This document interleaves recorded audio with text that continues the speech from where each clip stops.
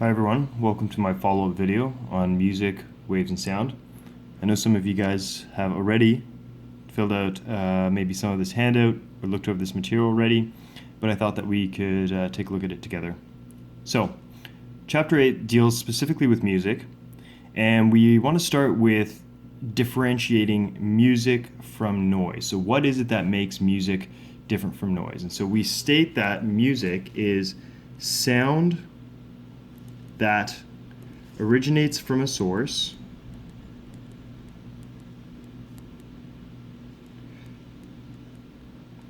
with one or more constant frequencies.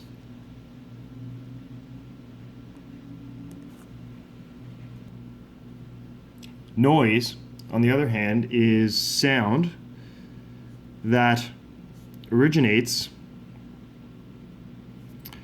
from a source where the frequencies are not consistent.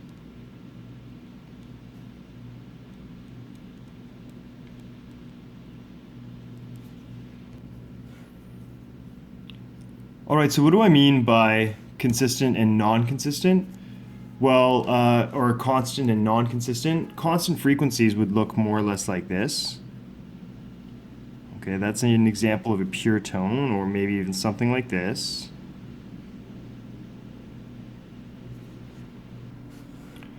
Whereas if you were to look at noise, noise doesn't have a consistent waveform. So if you were to look at the oscilloscope pattern of noise, you would see kind of this jaggedness all over the place. Of course, the waves don't go back on each other, but I'm just sort of, drawing an example.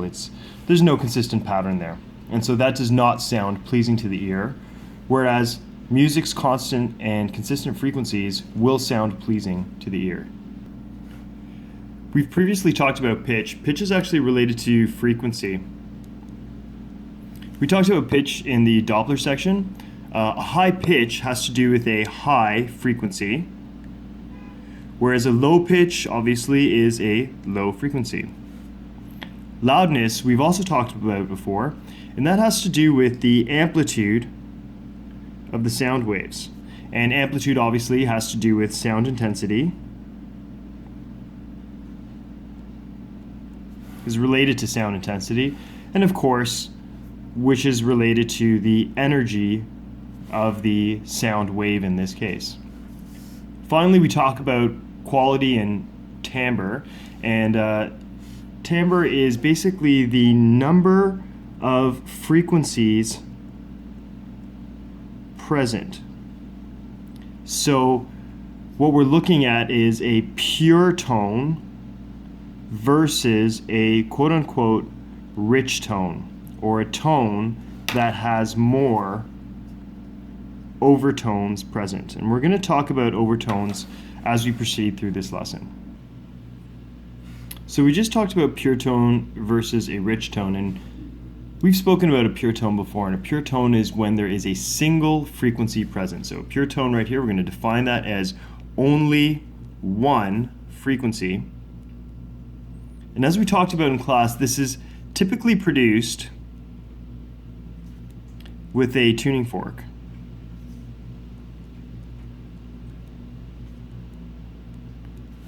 Which produces that single frequency.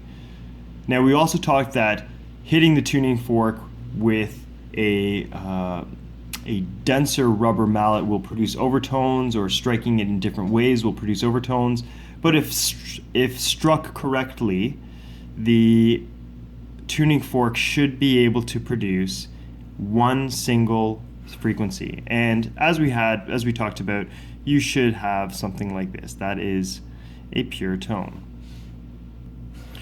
We now move to the difference between dissonance and consonance. And this has to do with how pleasing sounds are to the ear. So starting with dissonance, dissonance is defined as a combination of sounds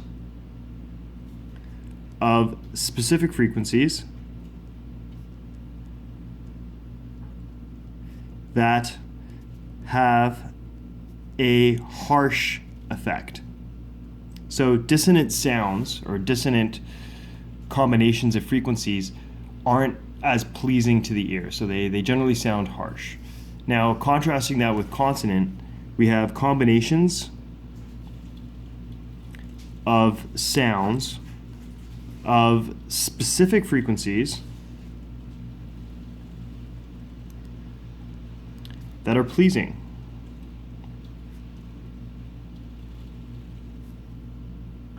And generally, these frequencies have a simple ratio to each other.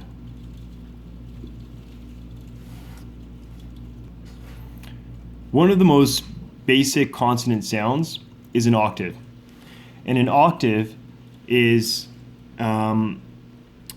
essentially a frequency that is double the frequency of the original frequency. So said more specifically and more clearly, a note one octave above another, and obviously when I say a note, a musical note, so a note one octave above another is double the frequency of the other. So for example, if we look at 440 hertz, which is in A, an octave higher would be 880 hertz, and an octave lower would be 220 hertz. So I'll just add that to the note as well. So this is the octave higher, and this one right here, 220, would be your octave lower.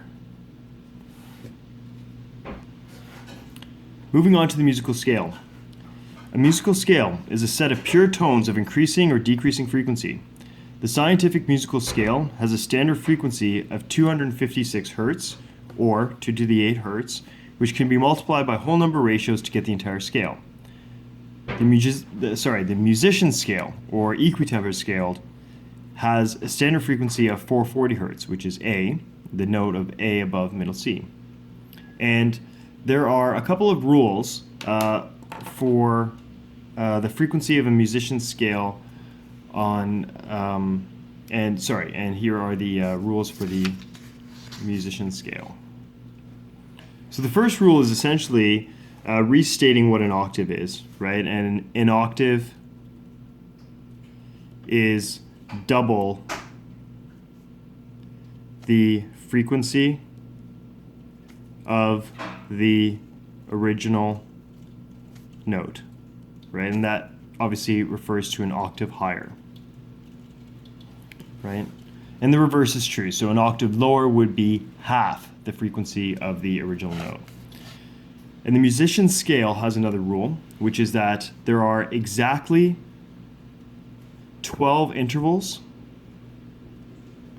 per octave. And so what do I mean by intervals? Well, you may have heard of intervals such as like a major third, a minor third, a perfect fifth, augmented fourth, major sixth, minor sixth, so on and so forth. So there are exactly 12 of these intervals in an octave in the musician's scale.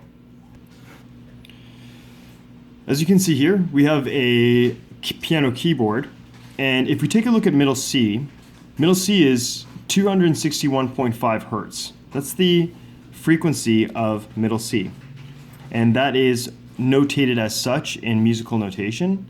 And when we go one octave higher, so this is one octave higher, and it is denoted as the next C on the keyboard, we have 523.3, and you'll notice that that is approximately double the frequency.